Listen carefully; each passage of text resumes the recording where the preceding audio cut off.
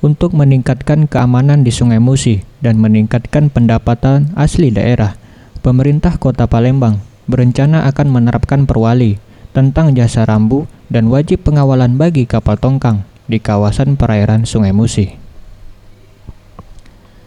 Bertempat di rumah dinas wali kota di Jalan Tasik, pemerintah Kota Palembang melakukan uji publik perwali ini.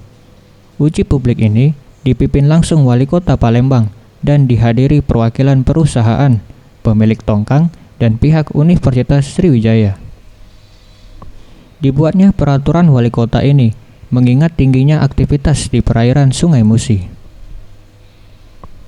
Untuk jasa pengawalan kapal tongkang, Dinas Perhubungan Kota Palembang telah menyiapkan sarana dan prasarana seperti kapal tunda dan pos pengawasan di 4 lokasi di wilayah perairan Kota Palembang. Wali kota mengatakan perwali tentang jasa angkutan di Sungai Musi ini akan diterbitkan dalam waktu dekat guna menambah pendapatan asli daerah. Ya,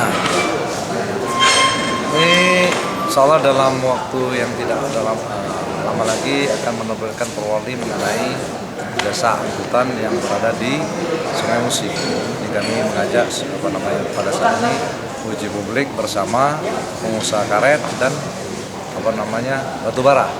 Alhamdulillah tadi sudah menemukan suatu titik temu, tinggal besaran harga daripada retribusi ini yang akan kita bicarakan lagi ke depan.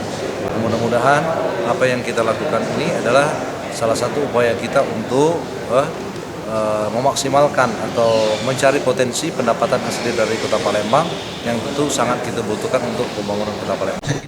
Uji publik ini dilakukan untuk mendengar masukan dari berbagai pihak yang terkait, agar pemberlakuan perwali nantinya tidak menimbulkan masalah dan keberatan terhadap aturan ini.